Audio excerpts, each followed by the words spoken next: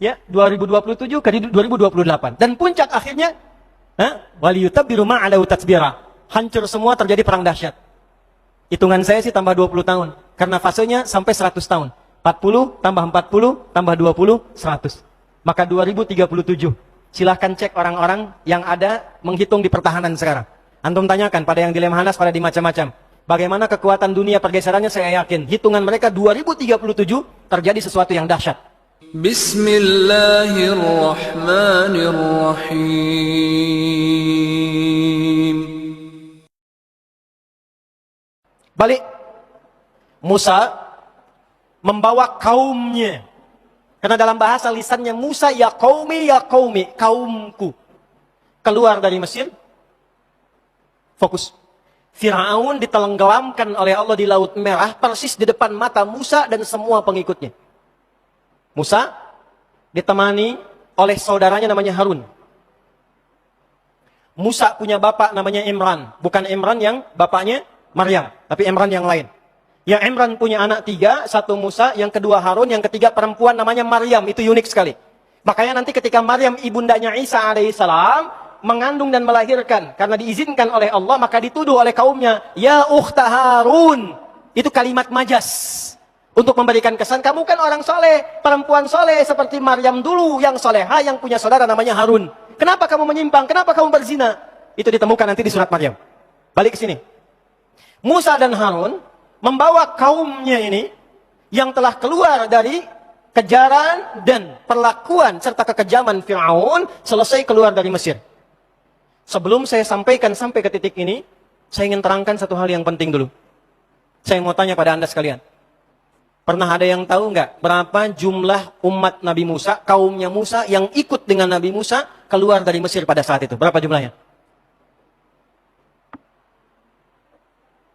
Gampang, jumlahnya banyak. Itu aja ya, kalau pusing. Jumlahnya banyak.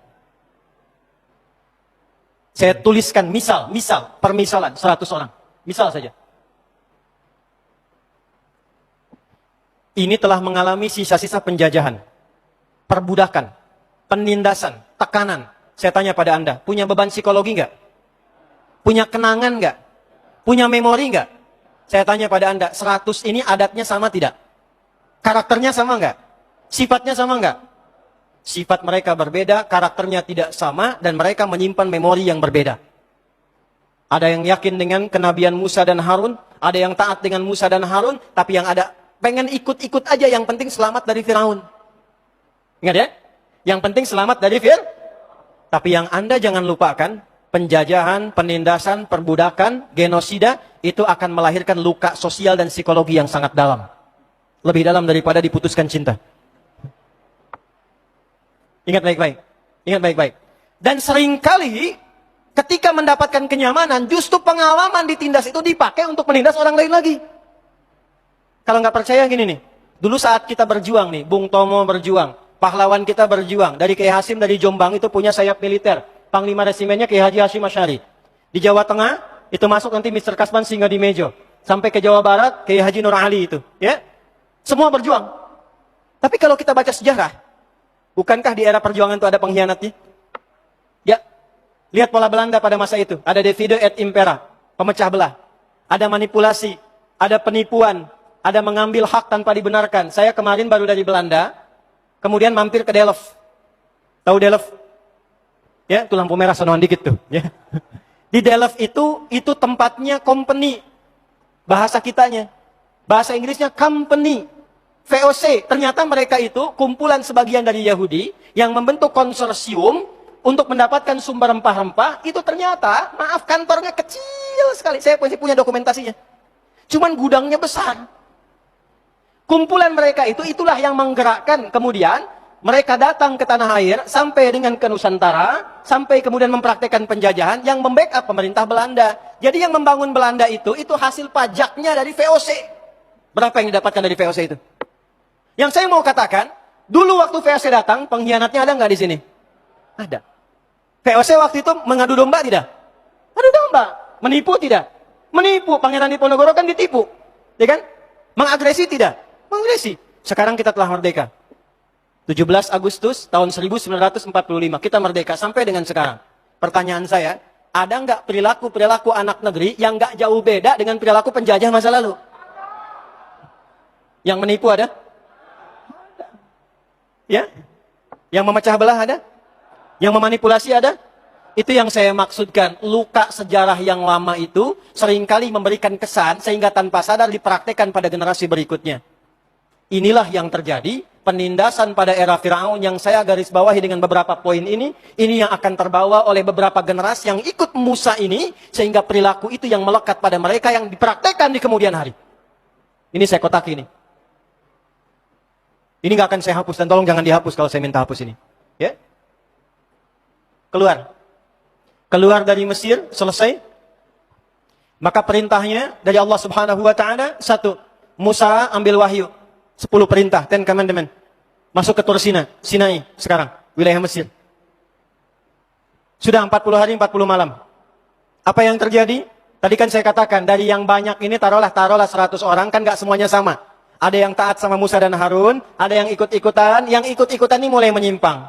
Harun, ini Tuhan yang nyelamatin kita, mana wujudnya? Gak seru bertuhan gak kelihatan. Ya, tolong dong tampakkan supaya kita bisa kreatif dikit, nikmat ngelihatnya. Maka muncul kemudian kreativitas itu dari Samiri. Bid'ah pertama yang dilakukan pada masa itu. Samiri membuat Tuhan-Tuhanan. Makanya nanti kalaupun mereka mengklaim masuk surga, surganya surga-surgaan. Ya? Tuhan-Tuhanan dari lembu, kemudian disembah dan sebagainya. Singkatnya, keluar Musa, turun, marah melihat itu, dihancurkan semua. Lalu 70 orang dipilih oleh Musa yang baik-baik. Makanya saya tulis 100. Yang tadi selesai. Kalian ini bagaimana? Belum basah, belum kering tapak kaki kalian.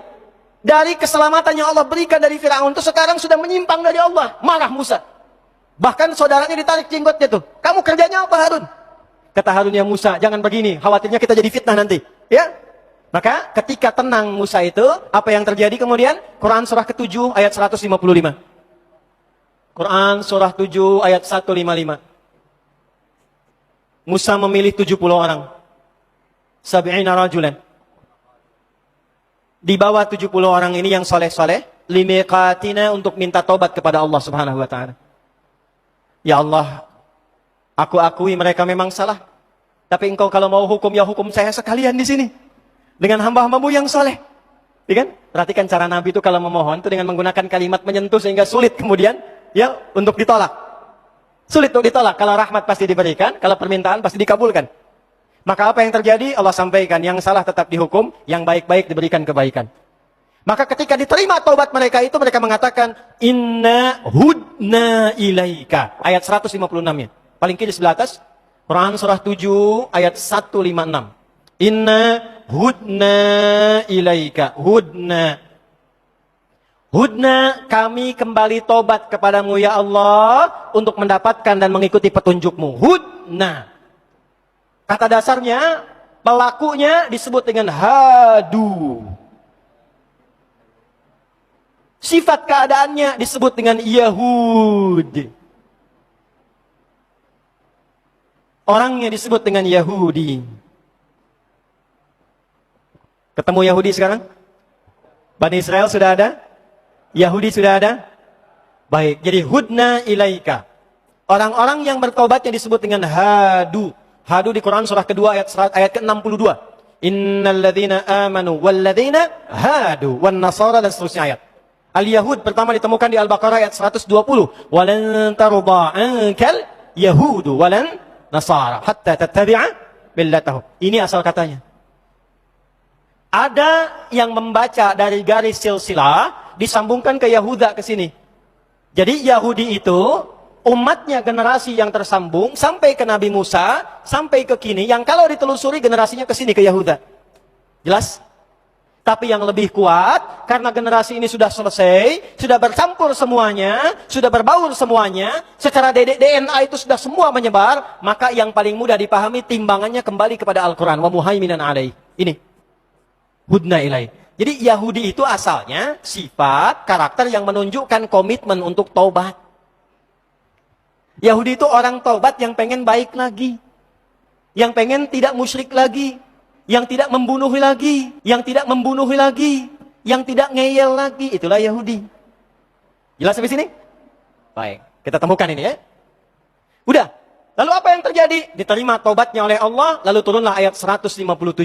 Saya terima taubat kalian semua, kata Allah, mulai sekarang kalian ikuti petunjuk Musa ini, petunjuk Harun ini, sampai datang Nabi terakhir. Alladzina yattabi'una an-nabi rasulan nabiyyal ummiyya. Sampai datang risalah penutup Musa, sampaikan pada kaummu sekarang. Generasi kalian akan terus melampaui zamannya. Terus hadir lagi keturunan. Terus hadir keturunan. Sampai nanti lahir keturunan terakhir. Akan bertemu dengan sosok Nabi yang paling agung. Nabi yang paling hebat. Sifatnya ummi. Namanya Muhammad sallallahu alaihi wasallam. Maka disebutkanlah nama Muhammad dalam kitab mereka Taurat. Sampai kemudian dilestarikan. Sampai ketemu di puncak Nabi yang terakhir. Sebelum kedatangan Nabi Muhammad sallallahu alaihi wasallam. Yaitu Nabi Isa alaihi salam. Jadi nama Nabi Muhammad tersebut dalam Taurat, tersebut dalam Injil, tersebut dalam kitab-kitab sebelumnya. Sudah disebutkan. Maka singkatnya, menerima mereka semua, lalu kemana kami ya Allah belum menemukan tempat sekarang? Maka disebutkanlah kemudian firman Allah, balik lagi ke tempat asal yang engkau di situ dapat diterima dengan damai. Bapak moyangmu pernah di situ, Ibrahim alaihissalam, Ishak lahir di situ, Yakub pernah tumbuh di situ. Hidup damai dengan orang-orang yang ada di sana. Balik ke sana lagi. Maka dibimbing ya mereka itu semua untuk memasuki kembali bumi Palestina yang tadi sudah dihapus. Ke sini lagi. Al-Maidah dari ayat 21 sampai dengan 24. Ya, dari kanan dulu ke bawah. Ya qaumi dukhulul ardal muqaddasata allati kataballahu lakum. Wahai kaumku, kata Musa, ayo Allah sudah tetapkan nih tempat yang paling aman buat kita semua, dijamin damai dengan penduduk aslinya. Jadi ke situ itu bukan untuk menguasai, bukan untuk mengklaim itu negeri kami, bukan. Perintah Allahnya datang ke situ supaya bergaul dengan penduduk negerinya, yang memang mereka kakek moyangnya dulu pernah tinggal di situ, akrab dengan penduduknya. Kalau ke situ ngikuti sistemnya, ikut damai hidupnya, tenang di dalamnya, jangan bikin ulah lagi. Bukan diminta untuk mengklaim ini tanah engkau, bukan. Nggak ada begitu. Ya, jadi hoax kalau ada klaim demikian. Jelas ya? Ya, kalau disebutkan, ya maaf, dalam kitab-kitab yang disucikan, saya tidak sebutkan namanya, Anda sudah tahu. Misalnya ada persepsi demikian, maka itu hoax yang paling populer di muka bumi saat ini. Ya, saya berani mengatakan demikian, karena di kitabnya juga tercantum seperti itu. Jelas sampai sini? Balik ke sini, belum selesai, sabar ya. Yuk berangkat. Apa komen mereka? Begitu Musa perintahkan, ya Musa inna fiha qauman jabbarin. Musa, nggak mau ah. Di sana banyak orang-orang kuat. Wah, kuat mereka itu, hebat-hebat. Ya, qauman jabbarin, yang kuat, yang kokoh, yang hebat-hebat. Ada sebagian tafsir menyebutkan itulah suku Palestina. Palestina. Makanya kalau sekarang berjuang hebat-hebat, kuat-kuat, kokoh dan sebagainya. Dari dulu emang begitu. Musa nggak mau ah. Di sana sudah ada golongan kuat, hebat-hebat, keras mereka itu, kami nggak mau masuk. Yang paling dahsyatnya, lihat komennya di ayat 24-nya. Izhab anta wa rabbuka faqatila inna hahuna qa'idun. Kalau masih maksa, Musa, kamu aja dengan Tuhanmu, pergi dulu ke sana, taklukkan dulu Palestina, kalau sudah menang, kabari kami di sini. Kami duduk-duduk dulu, kalau udah menang, kabari, baru kita masuk sama-sama. Tolong catat kalimat ini. Ini menunjukkan bahwa DNA dari Yahudi yang terbawa sampai umatnya Musa yang selamat itu tetap membawa sifat ketakutan yang dalam. Bahasa kerennya sekarang ada sifat pengecutnya. Ketakutan yang dalam. Saya tulis ya. 1, 2, 3, 4. 4. Penakut. Penakut. Makanya beraninya dari atas pakai pesawat. Bom, bom, bom, bom, bom. Nggak berani hadapan satu-satu. Karena penakut. Dari dulu begitu. Ya, dari dulu. Dah, saya percepat, saya mau masuk ke ujungnya. Karena ada peristiwa seperti itu, sudah dihukum. Arba'ina sanatan yatihuna fil ard. Musa, ini kaummu bengalnya luar biasa, udah diselamatkan, udah diampuni tobat, masih ngeyel juga. Saya hukum 40 tahun berkelana. Catat ini baik-baik. 5. Generasi mereka punya siklus 40 tahunan. Tolong catat ini ya. Punya siklus 40 tahunan. Siklus 40. Tolong catat ini.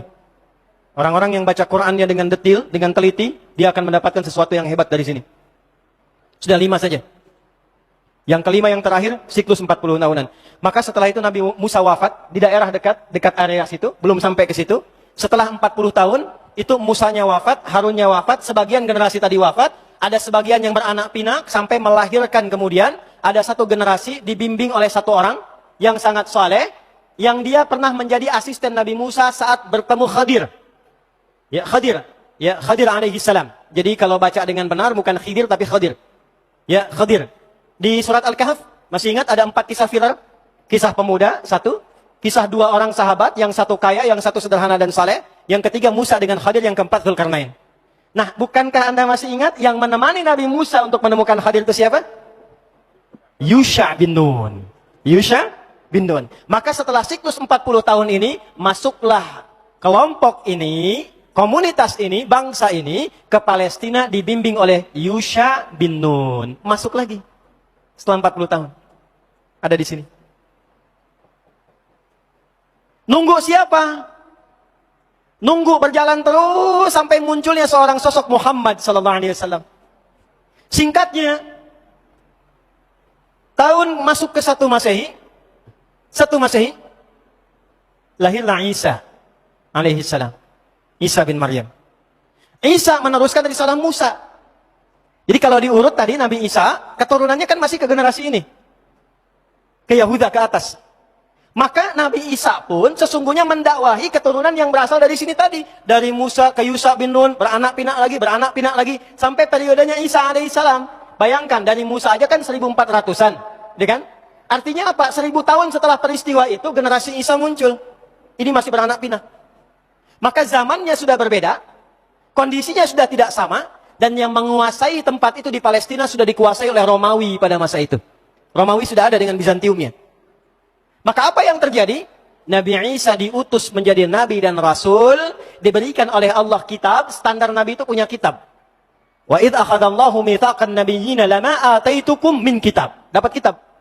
Maka diberi nama kitabnya Nabi Isa untuk membedakan dengan kitabnya Nabi Musa. Kalau Musa itu Taurat, kalau Isa itu apa?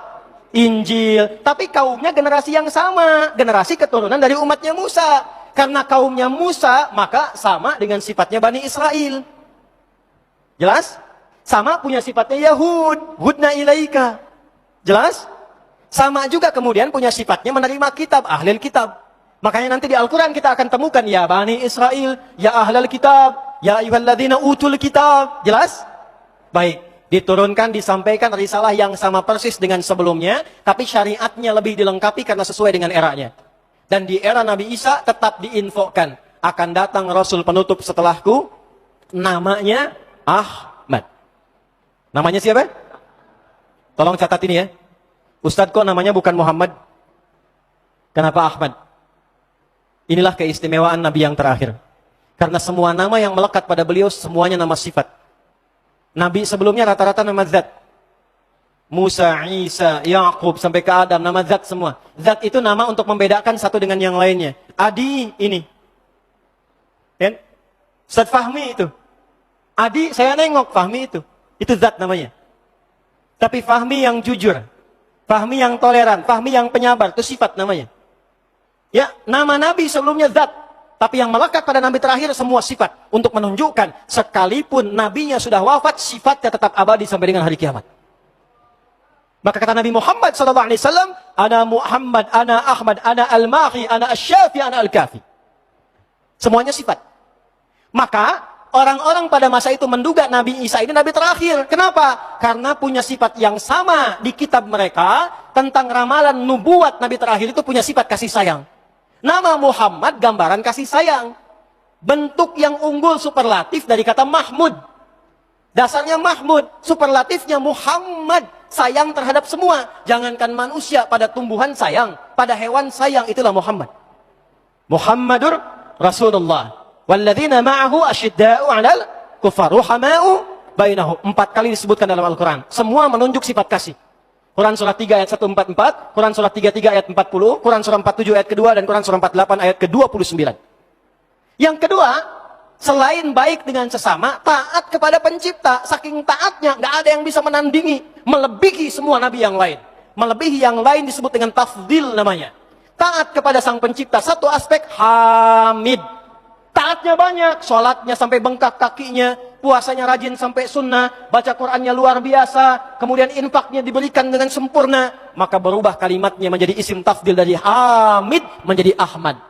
Maka Nabi Isa menolak klaim kaumnya, saya bukan Nabi terakhir. Memang Nabi itu punya sifat mirip dengan saya, penyayang. Tapi kedekatannya dengan Allah nggak bisa ditandingi. Wa mubasyiran birasuli ya'ti min ba'di ismuhu Ahmad. Afdal minni. Jelas? Baik, balik ke sini. Maka secara singkat disampaikan, saya bukan Nabi terakhir. Karena itu, mereka sudah tahu tentang kedatangan Nabi Muhammad. Sampai terjadilah peristiwa Nabi Isa itu kan tidak menikah. Ya, diangkat oleh Allah usia 33 tahun. Ya, masih pemuda. Diangkatnya usia berapa? 33 tahun. Makanya yang bisa diteladani dari beliau itu adalah kasih sayangnya, ajaran kasihnya. Tapi nggak bisa ditiru rumah tangganya karena nggak pernah nikah. Nabi Muhammad paling komplit. Nikah iya, pemimpin iya, ya, dan segala aspek lainnya. Secara singkat, Nabi Isa di eranya saja ketika mendakwahi, maka kaum-kaum nih, keturunan ini, yang tadi ikut dari generasi Musa, beranak pinak, masih saja mewarisi sifat-sifat yang tertanam secara psikologis dari sejak mereka ditindas oleh Firaun. Isa pengen begini, Isa pengen begitu. Nggak bisa, Tuhannya pengen begini, nggak bisa ikut kalian. Kalau memang nggak bisa, kamu mati sekalian. Dikejar. Seperti Nabi sebelumnya pernah dieksekusi. Nabi Zakaria itu dibunuh. Nabi Yahya itu dibunuh. Dan Nabi Isa pun dikejar untuk disalib dan dibunuh. Diselamatkan oleh Allah. Inni mutawaffika wa rafi'uka ilaih, di Ali Imran. Nabi Isanya diangkat, diseropakkan di antara mereka, lalu kemudian itulah yang disalib. Secara singkat, orang-orang ini kemudian berkehidupan di situ, di bawah kekuasaan Romawi, berkembang, muncul ide kemudian. Bagaimana kalau kita berontak saja kepada penguasa ini? Maka dipakailah kemudian ide-ide kecil Firaun, bikin gerakan. Kuasai dulu dagangnya, bikin gerakan. Ketahuanlah oleh kaisar pada masa itu, namanya Kaisar Herodian, di tahun 135 Masehi. Sekarang kita sudah lewat Masehi. Ya, sebentar lagi selesai berarti. 135 Masehi, Kaisarnya Herodian.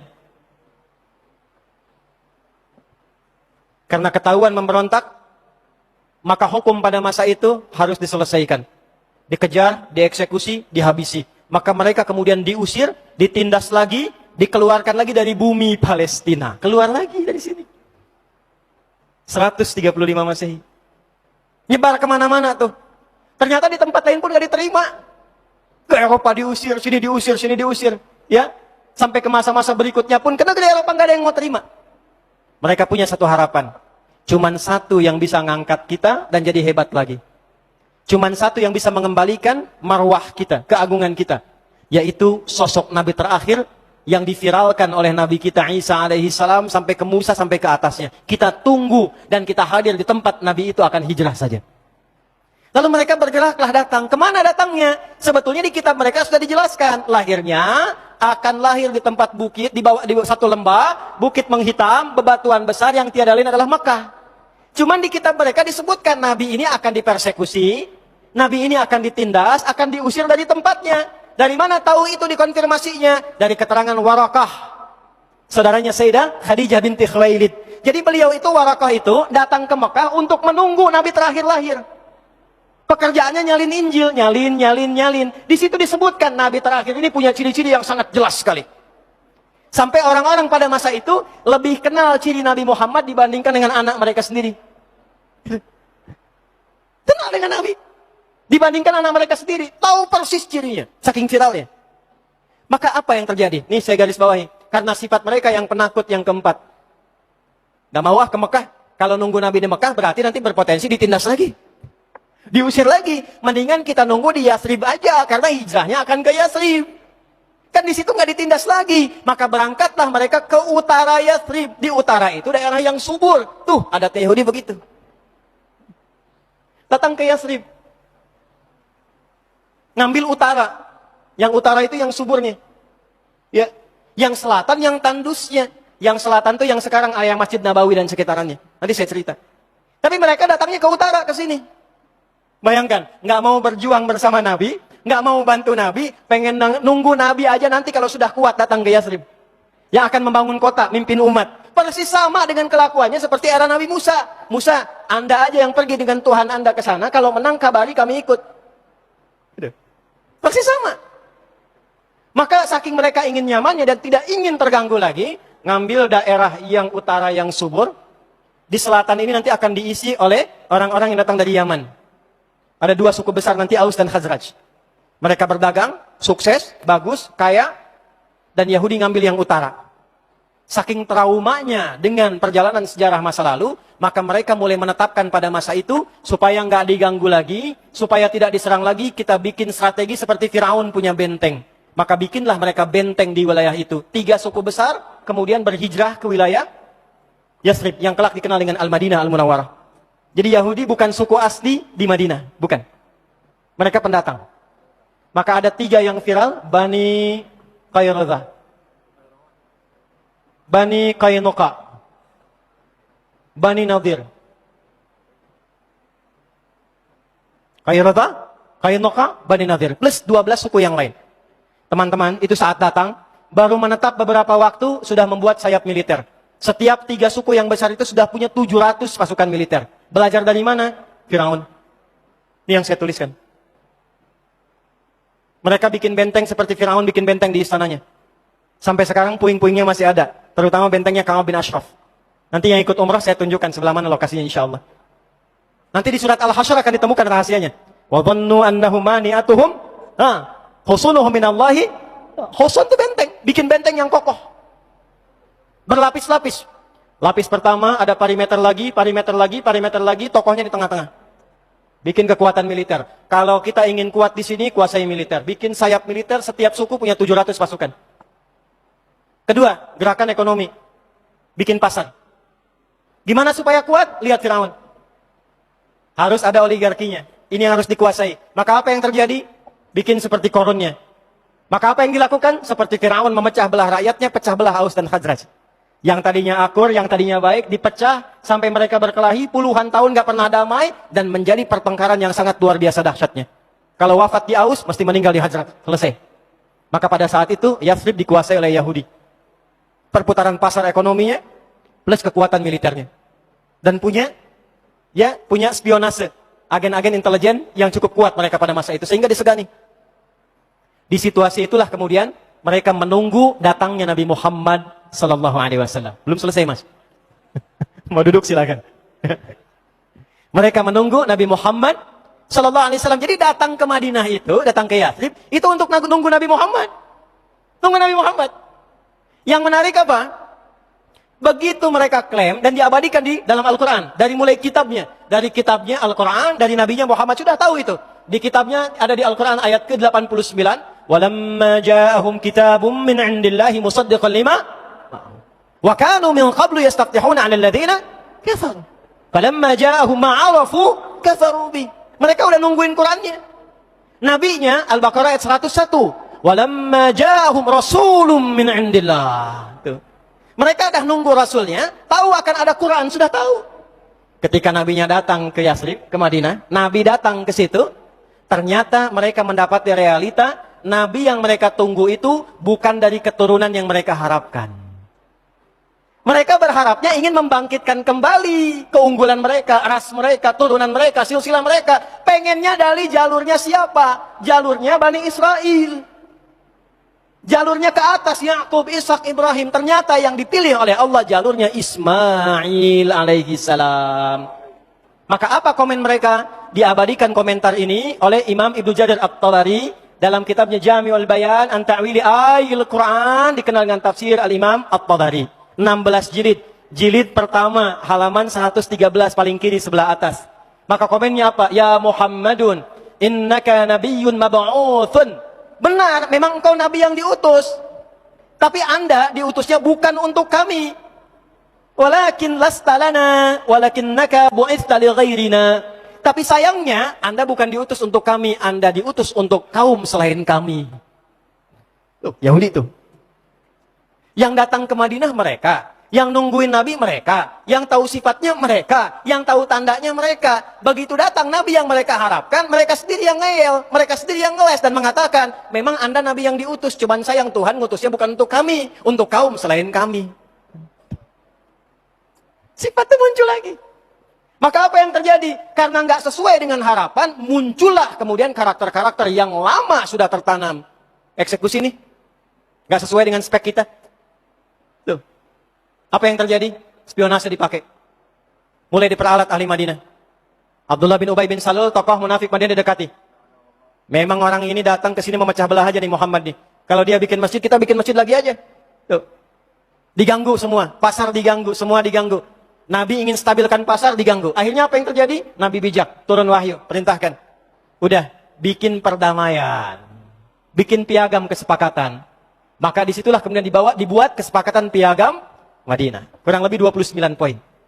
Dan yang paling menarik, yang dipakai hukumnya masing-masing keyakinan. Orang Islam dengan hukum Islam, Yahudi hukum Yahudi, Nasrani hukum Nasrani. Apa yang terjadi? Tetap khianat juga. Di antara kesepakatannya kalau urusan bangsa dan negara harus saling membantu. Terjadi serangan dari luar. Siap perang Badar itu. Yang berangkat siapa? Cuma orang Islam, ini nggak bantu. Begitu perang Uhud, oke kita bantu. Kirim dia pasukan. Di tengah-tengah sepertiga pasukan itu dari 1.300 keluar. Puncaknya apa? Kita kerjain Muhammad, lempar aja pakai batu dari atas. Undang ke benteng kita, dari atas turunkan batu kepadanya. Timpakan langsung. Maka turun wahyu diberitakan lewat